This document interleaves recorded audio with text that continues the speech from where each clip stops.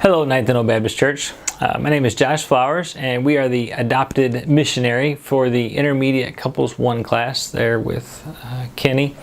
And he asked if we would share with the BFG leadership, the directors there, what are some of the things that made this program such a success.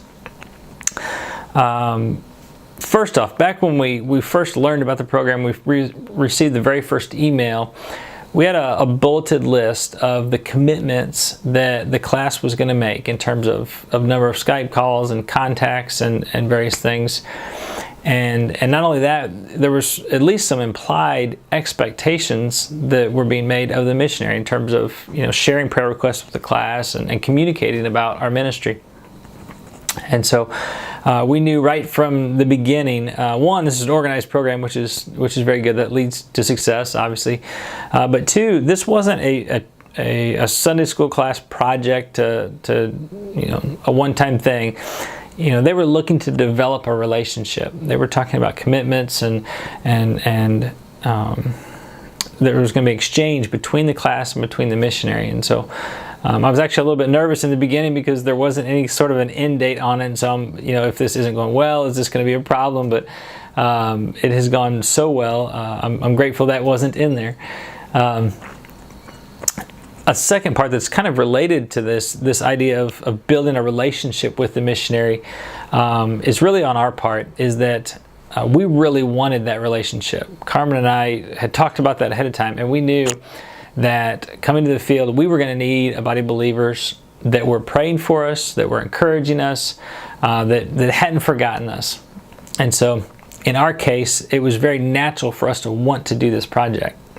I say in our case because we know it not only natural, but it was capable. We had the capability. So there's some missionaries, just because of where they are, closed countries, limited access to internet, Skype, or just they're at a different place in their missionary career where this kind of an ongoing relationship may not be as high of a priority for them as it was for us.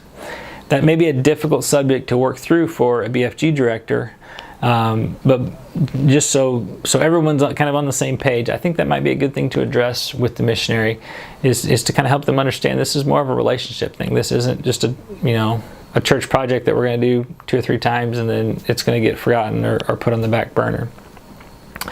So in our case, that worked very well. The third and probably one of the strongest benefits to the program, I believe, was the prayer calendar. And so the idea is that if each family in the class would pick a date of the month and they would pray over our newsletter, they would pray over the prayer requests that are listed there, and just make that a part of that day each month.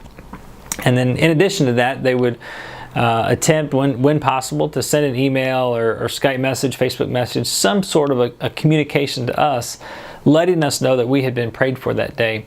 And that was just such a huge thing. I think, one, is a huge source of encouragement for us, but I think it really helped some people in the class take ownership in this relationship that the class was taking.